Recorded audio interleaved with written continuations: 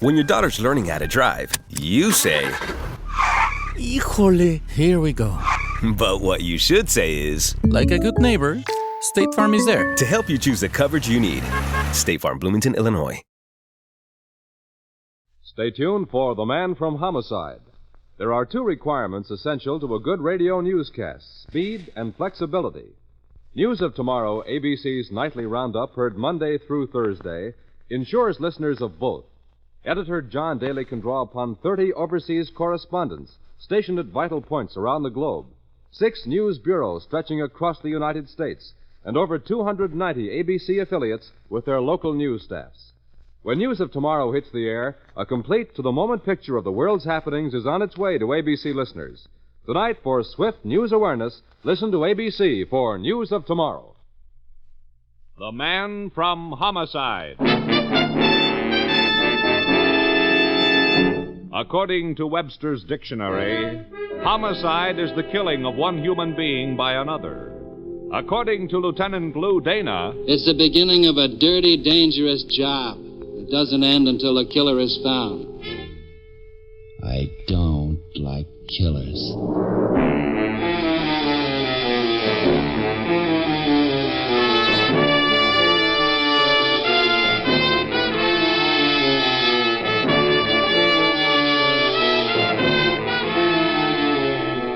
every week at this time, the American Broadcasting Company presents transcribed the star of stage and screen, Dan Duryea, as Lieutenant Lou Dana, the Man from Homicide.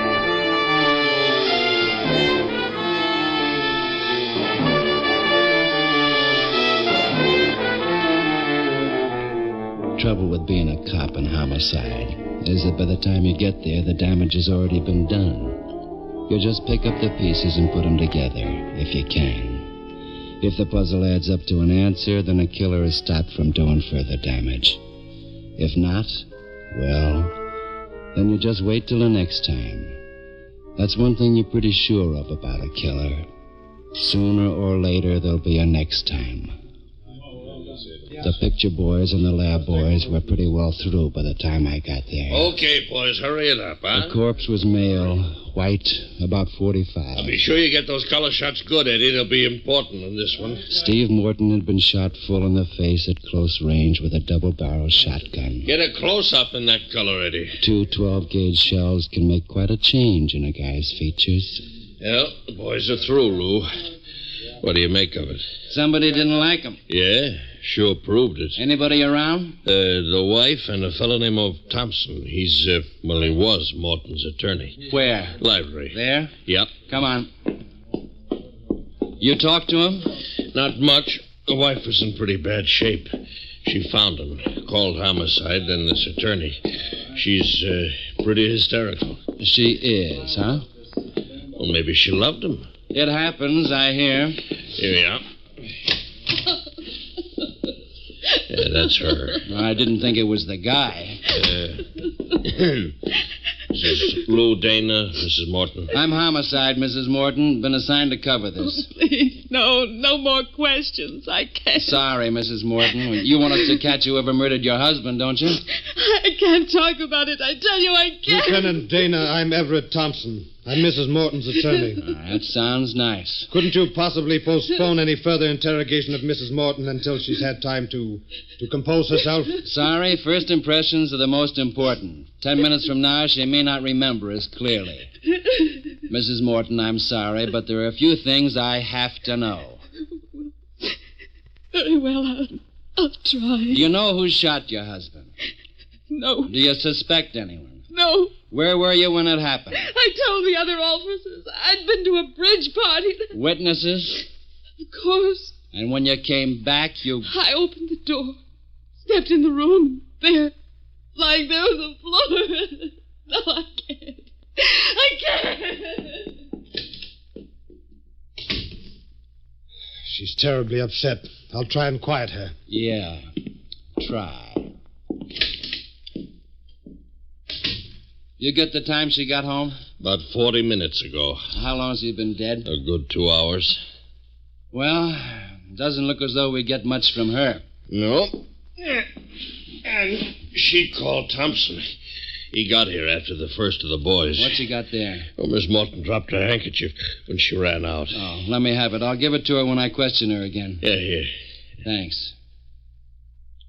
Hey. That's funny. What? Oh, wouldn't you say Mrs. Morton seemed pretty shaken?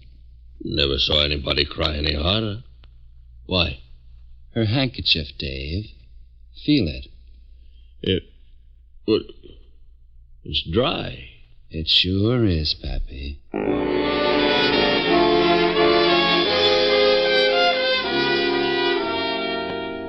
Sometimes the leads come fast. It looked like this was the time we'd stumbled onto something right off. I went back in the living room for another look at Morton. Nothing. He was just 10 minutes deader. The room was large, luxuriantly furnished.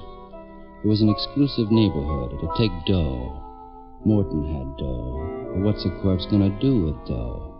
A more pertinent question might be, what's a widow going to do with dough? Methinks the lady doth protest too much. When did you get on speaking terms with Shakespeare?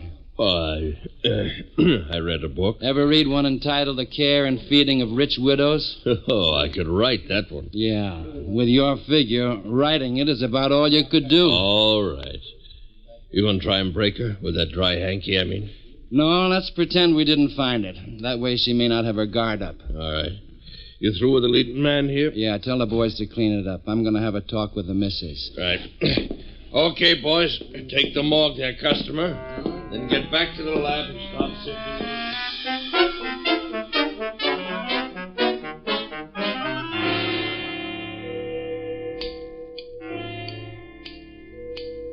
Back at headquarters, I started putting the pieces together. There were 3 of them. A dead rich man, a young beautiful widow who cried dry tears, and a suave attorney. Put the pieces together, and they added up to homicide. There was only one thing wrong with the idea, and that was that's all it was. Just an idea. I started out after information that would turn it into a fact. Dave. Yes, Lou? Have a check made on this guy, Everett Thompson. Sure, Lou. I want everything. Background, financial interests, friends. Check. Same thing on the deceased. Background of financial interests, okay, but it's going to be a little hard to check on his friends. I don't know which place he went. You got the build for a comedian, but not the brain.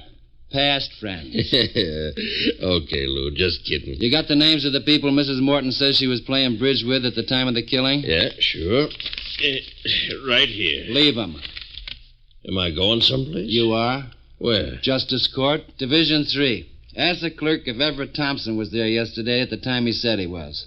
Anything else? Just get back here as quick as you can. Then you can go with me to make a pinch. Oh, you seem pretty sure. I got a nose for these things. It's so pat. Motive, Thompson and the missus are in love. She inherits, and then they get married and live happily ever after.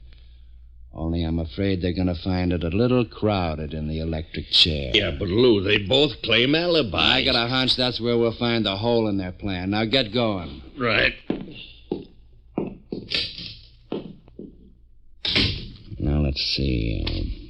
Spangler, Edith, Mrs. George, Moody, Peters, Sadler, Simpson, Spangler, George, Hillbrook 716.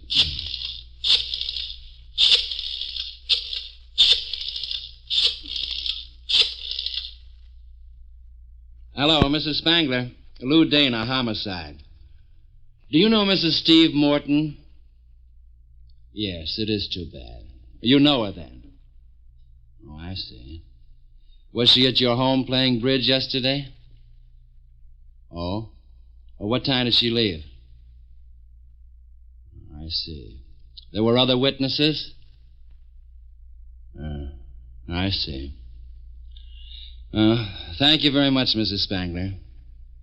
Oh, yes, you've been a big help. You just helped my best idea into oblivion.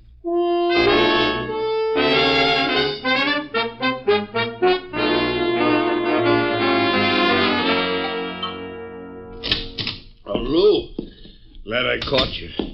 Afraid you sent me on a wild goose chase, son.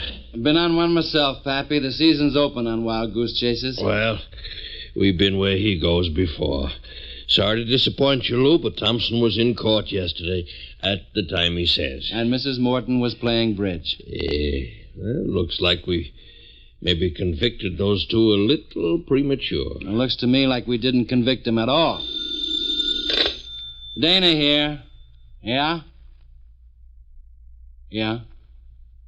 Yeah, shoot. Oh, I see. Thanks a lot. Anything? The lab with the autopsy report? Yeah. Time of death, 3 p.m. Thompson was in court till 3:20, and Mrs. Morton was playing bridge till 4. So we cross them off the list. We tear up the list. They're the only ones on it. And they're apparently as clean as Las Vegas tourists. As the actual killers may be. Meaning? Sometimes the hand that points a gun is a long way from the finger that pulls the trigger, Pappy. Now, If Lou... those two didn't have something to do with that guy's death, then I've lost my instincts. Cop and homicide without instinct? I said if, Dave. And I haven't lost them. I've still got them. And I'll bet you my pension against Mrs. Morton's dry hanky that they're right.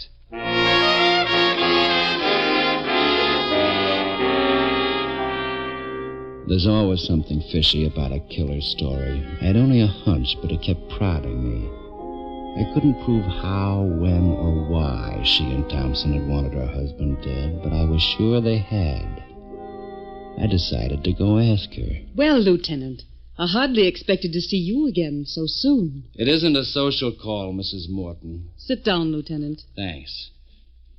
Stick of gum, Mrs. Morton? Gum? Certainly not, Lieutenant. No, you wouldn't. Mind if I do? If you must be gauche, go ahead. I will. Helps me think. What flavor do you chew, Lieutenant? Cyanide? What's that mean? I was just thinking. The kind of thoughts you think. Come from the people I have to associate with. I see. A cop in homicide doesn't write poetry about birds and flowers, Mrs. Morton. He thinks more in terms of guns and blood. Knives and wounds, rigor mortis, bodies on slabs Stop in the it. morgue, and faces blasted from 2 barrels of a Please, shotgun. stop it. Why did you and Thompson kill your husband, Mrs. Morton? Oh, you're despicable. Thanks. Why, Mrs. Morton? Lieutenant Dana, I didn't kill my husband. Neither did Everett. I loved my husband. I'm sorry you don't believe me. I don't. But I'm sure of one thing, Lieutenant. I don't have to submit to this sort of torture from you. Unless and until you're ready to charge me with murder. I don't have to see you again. Okay, Mrs. Morton, okay. You'll see me again.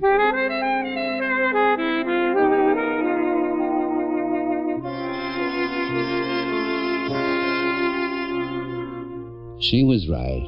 She could refuse to answer any questions. She could deny any implication. She could mourn and weep for her dead husband. And she could insist that neither she nor Thompson were involved. But she couldn't make me believe it. The trouble was, I didn't have any way of making anybody believe me either. Lou? Yes, Dave, what? Got something. Routine report on Morton. Oh, what is it? He was in trouble, Lou. What kind of trouble? Money. Morton? Oh, I thought he was one of the idle rich. Might have been idle, but not rich. Not anymore. Explain. Yeah. Income tax boys breathing down his neck. They were about to make a formal charge.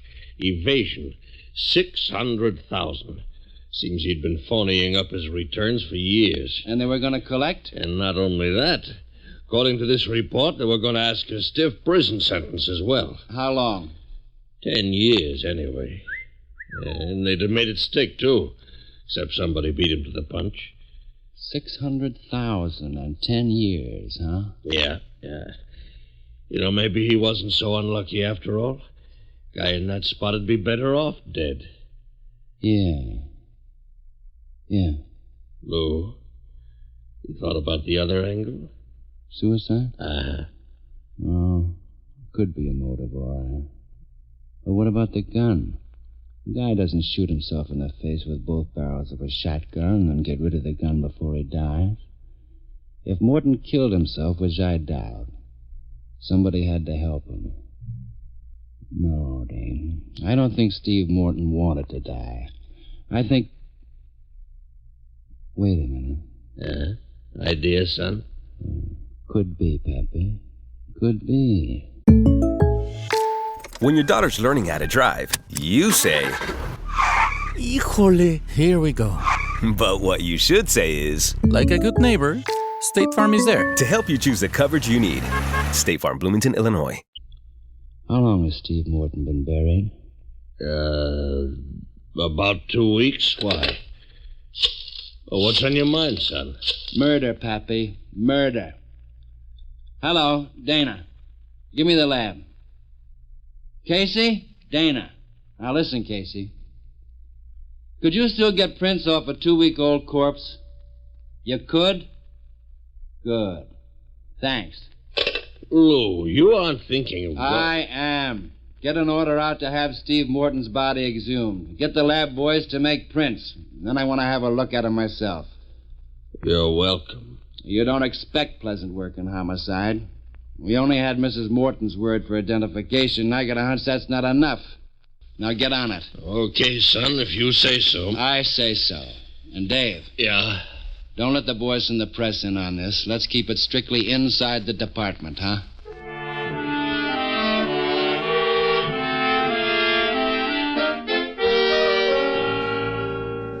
The boys got busy with their grave digging, and I got busy on a fresh pack of gum and some more heavy thinking. I still had that hunch. I still felt Mrs. Morton was mixed up somehow. I went out to see her again. I got the kind of a fishy stare only an unwelcome guest can get from a well-trained butler who likes his job. I wore my nastiest disposition and discouraged him. Mrs. Morton came right down. Lieutenant Dana, I thought you understood that I didn't wish to see you again. I know, I'm a pest, huh? If you've come to make more accusations, especially unfounded Did ones... your husband drive a car, Mrs. Morton? Certainly. I want his driver's license. What makes you think I'd have it, Lieutenant? The way you apparently felt about him, I thought you'd probably keep his personal effects. Yes, of course. But I don't believe I remember seeing his driver's license. I don't have it. You don't have it, or you don't want me to see it? Why shouldn't I want you to see it, Lieutenant? Maybe because it'd have his fingerprints on it. Goodbye, Mrs. Morton.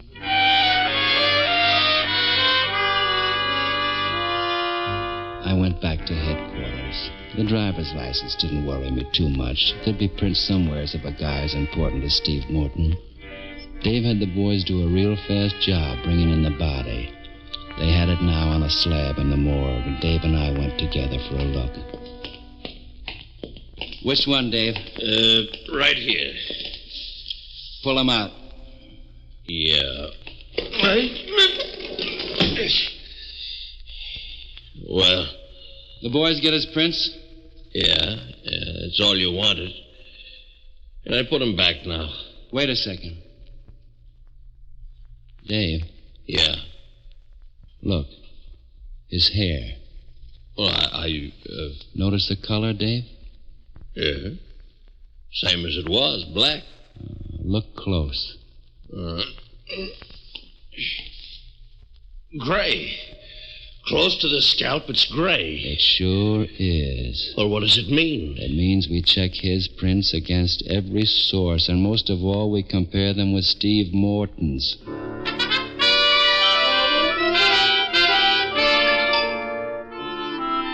Steve Morton, it turned out, had a government job during the war. The federal boys cooperated, and we got a copy of his prints in a hurry.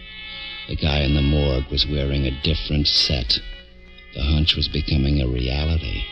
At first, I was sure Cynthia Morton had murdered her husband. Now I was sure she hadn't. Matter of fact, I was beginning to think nobody had. We'd need some more routine to be sure. Give me the lab. Dana here. Listen. I want you guys to sketch a reconstructed face for the guy we got in the morgue. Yeah. And then a physical description. Weight, height, eyes, and so on. Yeah, as near as you can come to what he looked like alive, except for one thing. Give him gray hair. Thanks. Dave. Dave. Yeah, Lou. In here quick, huh? Okay.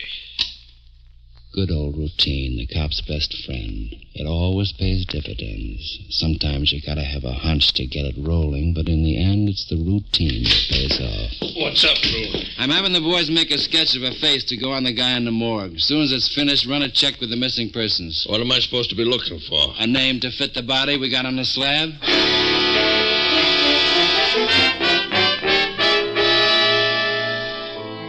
And the boys ran off the sketch. He's a pretty good-looking guy, maybe in his 50s, strong chin, large nose, iron gray hair. Of course, anything, even a sketch, would look better than he did after taking that blast in the face. I went to show Mrs. Morton my sketch. Well, Lieutenant Dana, how unpleasant meeting you again. You're pretty rude. Don't you like competition? I don't mind. You don't win friends in homicide, but then you don't particularly care for the people you meet. Something special on your mind, Lieutenant. Your age. Well, You heard me, your age. 34. You look older. Now listen, Nervous strain, maybe. Do you dye your hair, Mrs. Morton? Certainly not. How about your late husband? Did he dye his? No. Mind taking a look at this? It's a pencil sketch of a guy. Know him? No. Why? You should. He's using your old man's coffin. That is, he was, till we dug him up. Where is he, Mrs. Morton? I haven't anything further to say to you. Rather say it to the DA? You can't bring any charge against me. I've done nothing. Ever hear of an accomplice or concealing a criminal, obstructing justice? Stiff sentences with all of them. Maybe even the chair for the first. And that's real hard on a beautiful woman. Like to tell me where he is? The best you can get now is a light rap for turning state's evidence. And the worst? The chair. Just tell me where he is. Make it easier. We'll find him anyhow, and this'll be quicker and easier for you, too. Well, Mrs. Morton? The Suffolk. It's an apartment hotel. 2200 block out on Canyon Road. Okay, Mrs. Morton, get your hat. I'll drop you off at the jail on my way.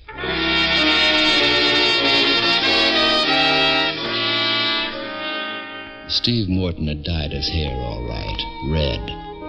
He'd be wearing glasses, too, and he'd have a mustache and be going by the name of Fred Carter. I found out about these things on the way to headquarters from his wife. I booked her on suspicion of murder and then drove out looking for the guy we thought we'd already buried.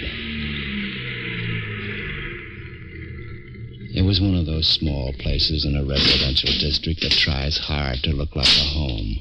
But business wins in the end, and the neon sign spoils the approach. There was a guy on duty behind the desk. Mr. Carter in? Oh, you startled me. Mr. Carter, yes. Whom shall I say? Don't. What room? I'm sorry, unless I can announce you. I'm afraid that Dana, homicide. Murder. Yes. What room? 214. The elevator... you run it yourself. I can manage. Just keep quiet.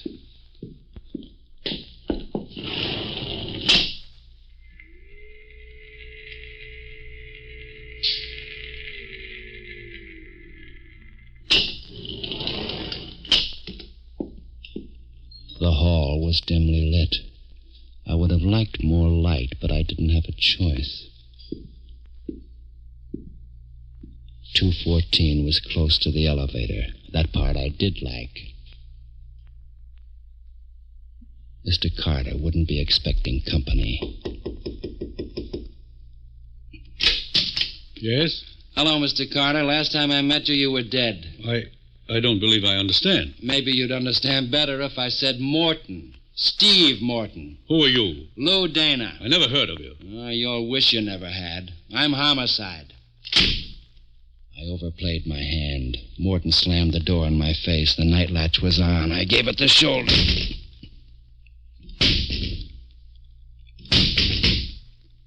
It didn't splinter like they do in the movies. I thought, if I was a trapped killer, what would I do? I figured the fire escape. There was an alcove 20 feet down the hall. I took a chance. The window at the end opened onto the fire escape. I looked out. I was right. He was on it. It didn't seem like a good idea to stick my head out again. I peeked. He was still there. I'm coming out, Morton. That means you'll have first shot. But if you miss, I'll have the second shot. I think you'll miss. But you know I won't miss, don't you, Morton? Cops learn to shoot. We go to school, go to the pistol range to practice. We shoot straight, Morton. Remember, if you take first shot, I take second. Okay? I'm coming.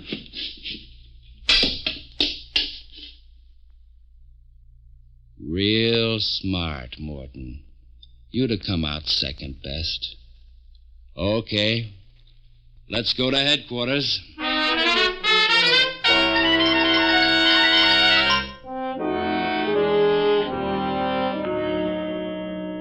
How they doing, Dave?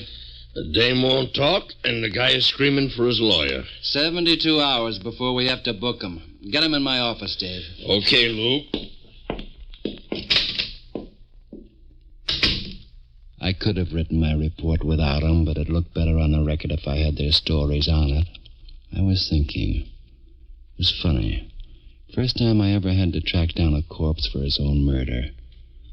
Dave brought in the corpse, alive and kicking. You can't do this. I demand to see my attorney. Relax, Morton. Killers don't demand things here. You have no proof. It's only guessing. Wild guessing. Want to hear how wild? Yeah, Lou, tell him. It's too easy. It wouldn't have been. Or you might have made it except for that dry hanky. Dry hanky? Yeah. Your wife was real broken up about your death. She really threw the weeps. Trouble was, there weren't any tears. She dropped her handkerchief. It was dry. From then on, I knew it was a phony. Just a matter then of proving how and why. And you think you have? Sure.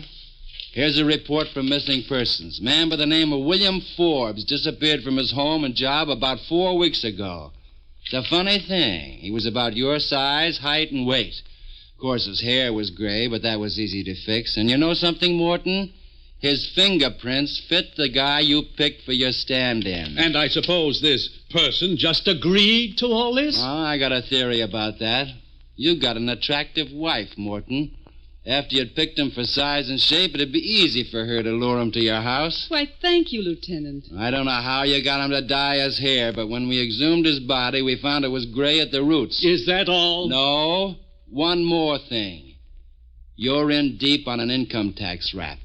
Straightening it up would break you as well as get you 10 years. So you get this guy Forbes in your house, shoot him full in the face with a shotgun.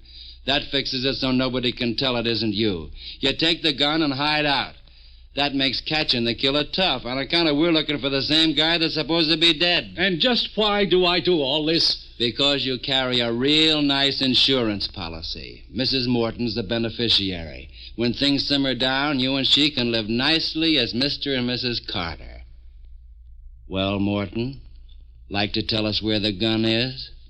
I'm not talking until I see my attorney. Okay, Dave. Take them both down and book them on a charge of murder in the first degree. Oh, no. Feeling bad, Mrs. Morton? Well, what do you know? This time the tears are wet.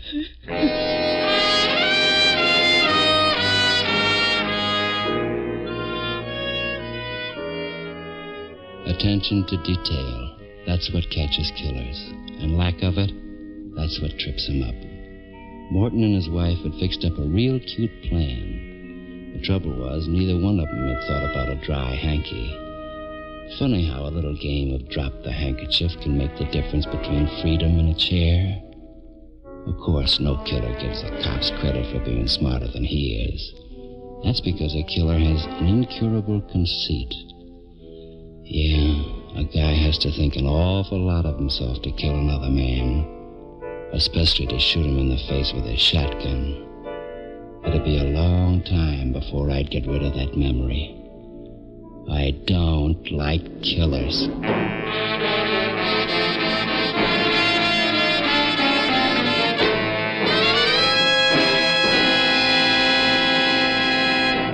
You have just heard another in a transcribed series starring Dan Duryea as the Man from Homicide, with Larry Dobkin as Dave. Music was by Basil Adlam.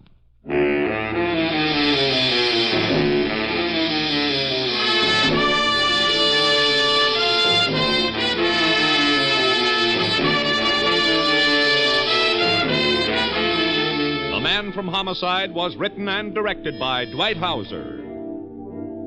Be with us again next week, same time, over most of these same ABC stations, to hear Dan Duryea as the Man from Homicide. Orville Anderson speaking. This program came to you from Hollywood. America is sold on ABC, the American Broadcasting Company.